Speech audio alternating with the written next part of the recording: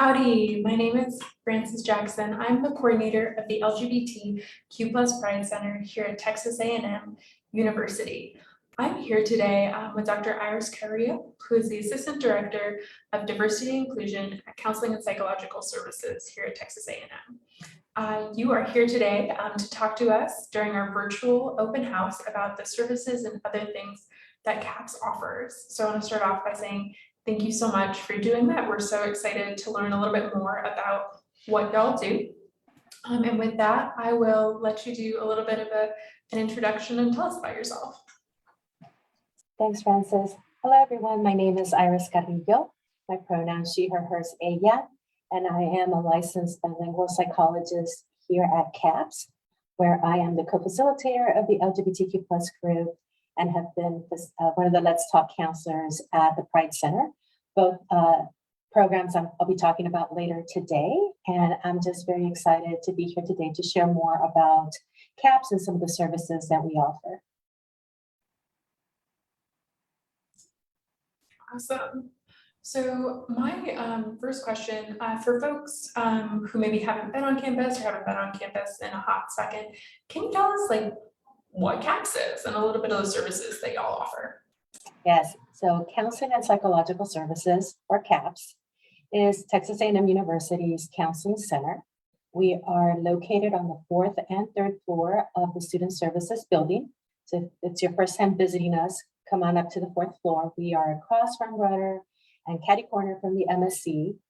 And we offer an array of service. You know, our mission is really to support students in terms of their mental health and wellness and support their academic achievement and really having more of a holistic perspective to the work, attending to the different identities, roles, relationships that students have that impact their mental health and wellness, and that then therefore impacts their academic success. And so we're really trying to have this holistic perspective. I think oftentimes people think that a counseling center simply offers counseling, and we offer a wide array of services because we all have different needs at different times. And so sometimes one-on-one counseling is not what someone needs. We see mental health as something that everyone needs to attend to, not just some folks, not just sometimes, but all the time. It's kind of like physical health. We all have mental health that we need to attend to, pay attention to at all times, not just when we're struggling. And so I think some of the different services that we have kind of highlight the different needs. And so some students would benefit just from having some education, learning some information about different struggles that they're having, learning new strategies, techniques to manage some symptoms or concerns.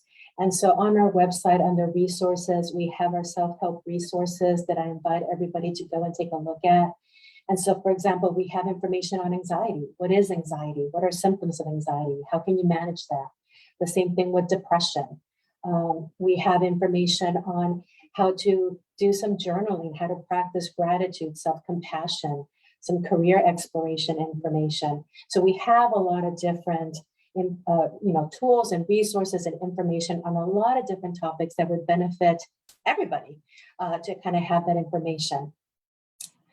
In addition to our self-help resources, we also have workshops that we offer students. Again, this is an opportunity to gain more information, more tools, more resources. Some of our workshops are one-time workshops. Some of them are 2 or 3 week series-long workshops.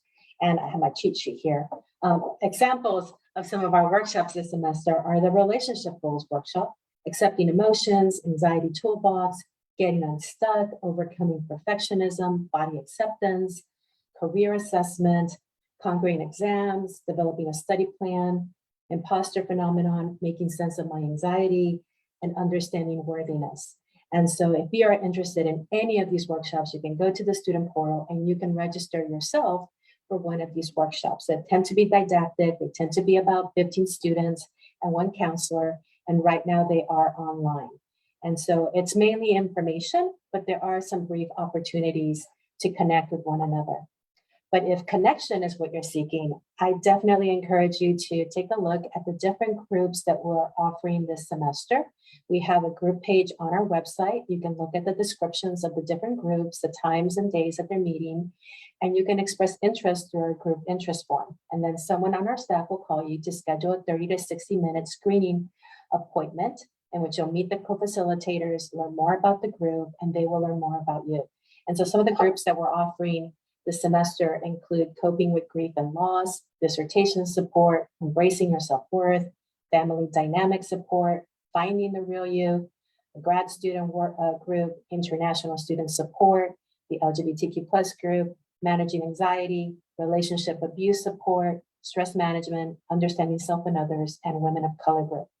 And so these tend to be 60 to 90-minute groups that meet on a weekly basis. If you are already seeing a CAPS provider, you can let them know that you're interested in a group and they can do an internal referral. And so really encouraging folks to think about group. Group is a great way to connect with other people, to not feel alone with our experience, to sometimes receive validation, affirmation, support, advice, so that connection is something truly unique to group. Of course, we offer short-term goal-oriented counseling if that is what you need. We also offer crisis intervention. Crisis is available Monday through Friday, 8 to 4. And we, like to do a lot of outreach and really engage with the campus community. So if you would like an outreach for your student organization, for your class, you can go to our website and request an outreach. We do house the Suicide Awareness and Prevention Office. SAPO provides different workshops to learn more about suicide and how to help Aggies who are struggling with some suicidal ideation. And so we have the QPR training, question, persuade, and refer. We have Campus Connect. And so you can sign up for those trainings on our website. We have Aggies Reaching Aggies, which is a group of students who are trained in suicide prevention, and they may facilitate some of these trainings. So if you are wanting to get involved in suicide prevention, think about joining Aggies Reaching Aggies. You can express interest through our website. There are trainings that happen at least once a year if you want to be part of that group. And we also have Helpline. They're available after hours and on the weekend when school is open. And that's peer support. And if you're interested in becoming a helpliner and staffing the line, again, you can be trained to do that. We have trainings usually in the fall and spring before the semester starts. And so go to our website and take a look at that.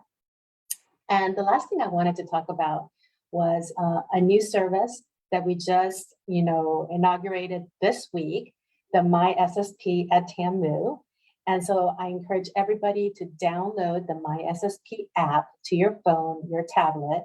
This provides you with mental health support 24/7. And so through the app, you can chat with a mental health provider.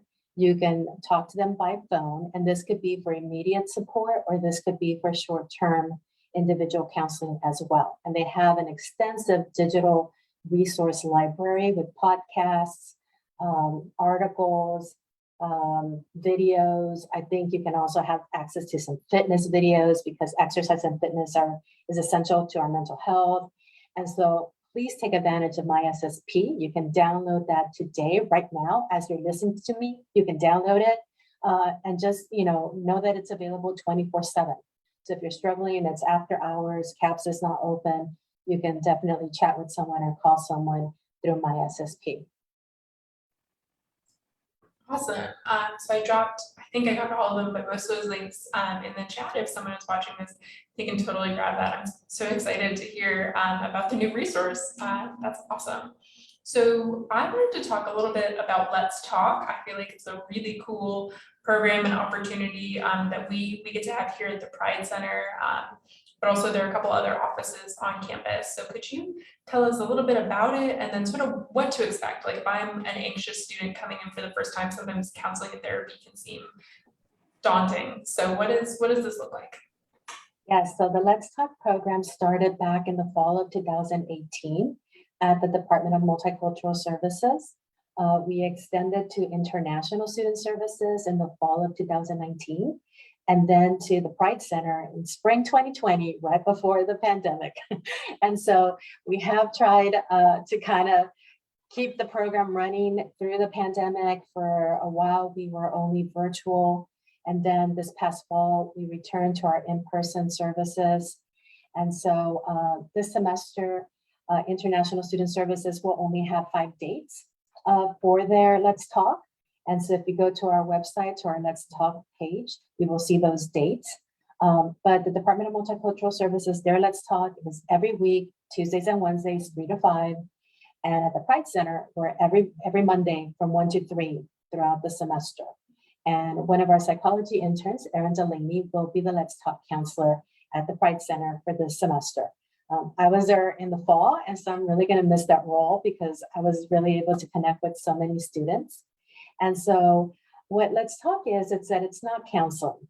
So if you had counseling, you'd have to do an initial evaluation, you'd have to have a file with session notes and treatment goals and monitoring all of that. And so Let's Talk is just talking. It's just chatting about what's going on in your life. Because again, sometimes we don't need to have individual counseling, weekly, bi-weekly appointments and all of that. All we need to do is talk to someone and be listened to. And so Let's Talk is an outreach diversity initiative that just meets students in spaces where we feel they will be more comfortable talking to someone. And it's about how are they navigating our campus, especially in terms of their different intersecting identities. And at the Pride Center is talking about how are students, LGBTQ plus students, navigating a cis heteronormative environment and some of their experiences navigating campus in their classes with their peers, some of the microaggressions, macroaggressions that they have to go through. It's talking about the coming out process, maybe coming out to themselves, to others, relationships with family, with friends, with partners, dating, transitioning in terms of gender identity, and how all of that impacts being a student. And so we're just there to kind of listen to students, provide some validation, affirmation, and support, remind students that they have strengths and resilience that maybe they've forgotten about, but how can we tap into those? And maybe offering some additional tools and strategies that will help them as they navigate A&M. And so, again, it's not counseling, it's not crisis. If the student does come in and they are in crisis, we will walk them up to the 4th floor to talk to a crisis counselor so they have enough time to unpack whatever is happening for them at the moment. But it's just chatting for 30 minutes. And so we're there 1 to 3. So we have the capacity to see 4 students. This past fall semester, we had early birds, people signing up even before 1 o'clock to kind of be in the door early as possible.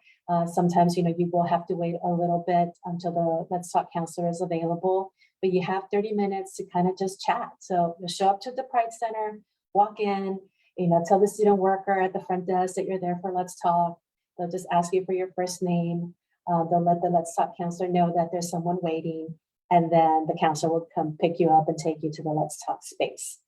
And so I'm really hoping that you'll come and utilize that space. I know it was, widely used in the fall, so I'm hoping that that'll be again this spring.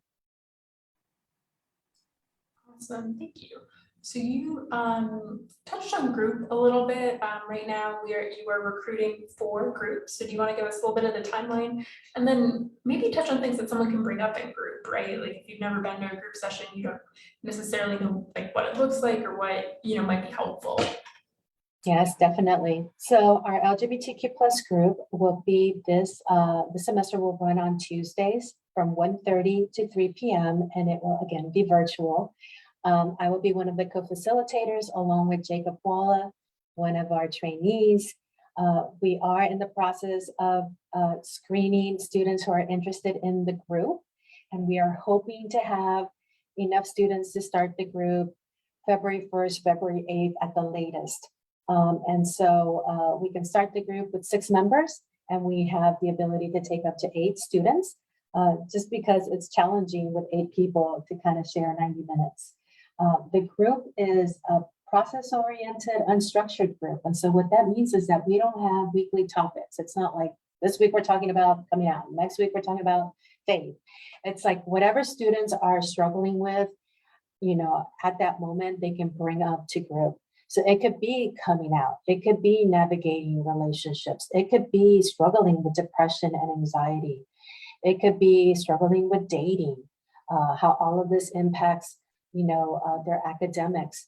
So anything can be brought up in group, and the idea is that group members will listen and validate and support one another, that there will be that connection. And I think that it's especially meaningful for the LGBTQ plus group because many times students in our group are just coming out to themselves or others. They do not know other LGBTQ plus students or may not be connected to the Pride Center or other LGBTQ plus student orgs on campus. And so they're really isolated. And so allows an opportunity to connect with someone who also identifies as LGBT, to listen to some of their experiences. And students will be there and they'll be shocked that someone just shared something that is very similar to what they have experienced, to some of the struggles they're going through with family or faith. And that recognition, like I'm being seen, I'm being heard at the moment, because I'm hearing my own experience reflected in somebody else. And that is something I think especially unique to the LGBTQ plus group. Not feeling like you're crazy, because you're having these feelings or reactions, that your feelings of depression, anxiety are actually normal reactions to the external environment, to a cis heteronormative environment that they have to navigate to. So it's so important to be like, wow, I'm not the only one. Other people feel this way. And it's normal for us to feel this way because of everything that we have to navigate. And so it is always such an impactful group. And I really encourage people who are watching us right now to log on to our website, find the group's page, and express interest in the LGBTQ plus group so that we can contact you for a screening and get ready to start as soon as possible, because it can really be such a powerful experience. And you get out of group what you put in. And so it's definitely challenging to be in a group setting, especially if it's your first group, and open up. But if you do, then you get that support that you need. And so always encouraging students to challenge themselves to bring as much of themselves to the group as they can to receive more of the benefits, more of that connection. Yeah, I always tell students when they're hesitant about these spaces, that was where I sort of almost workshop pronouns, right? Like I just didn't know, like my female pronouns were no longer fitting for me. And then we found the neutral ones and played around with that. And that was like really helpful, but it was sort of a coming back and working through those sorts of sessions with other queer folks that was so helpful. So yeah, group can be a really powerful, beautiful space. Thank you all. Definitely. No, yeah, I agree with you. Students do try different names and pronouns in group, kind of seeing that as a safer, braver space, seeing reactions from others, and then maybe taking the steps to do that, with other people outside a group. And so group is a great place to try out new things, new ways of relating to others, that then those skills and ways of relating to others can then be transferred to other settings, other people. And so, yeah, group can definitely help folks in so many different ways. Yeah, but we sort of touched on coming out, but like if you're in a dating relationship, how do I come out to my girlfriend or my boyfriend, right? Like this person who's known me. And so that was definitely an interesting experience. I mean, like, how do I come out to this person who's known me for so long? It's this, and then, but it's different than coming out to family. All these nuances that you don't think of, and then you're with other folks, and they're like, yeah, and you're like, oh, thank you. Yeah, and how to define your identity. And sometimes identities are more fluid and they shift. And hey, I was identifying a certain way, and now I think I might be bisexual or pansexual. What does that mean to me, and what would that mean to my partner? And kind of sharing that with the group. Or I'm asexual, aromantic, and what is that like? And feeling invisible in so many different spaces, and being able to talk about some of those feelings of invisibility or marginalization with others. And we've had in the group, sometimes people have had those similar identities. And again, that recognition of like, oh, there's somebody else here that, is struggling in the same ways, and I don't feel so alone. Yeah. So is there anything, so I want to give you some closing thoughts here, but is there anything you want to plug that you didn't get to touch on? We do have also on our website under resources, our diversity and inclusion page. And if you scroll down, you will see the LGBTQ plus student page, and that has more resources on campus, in the community.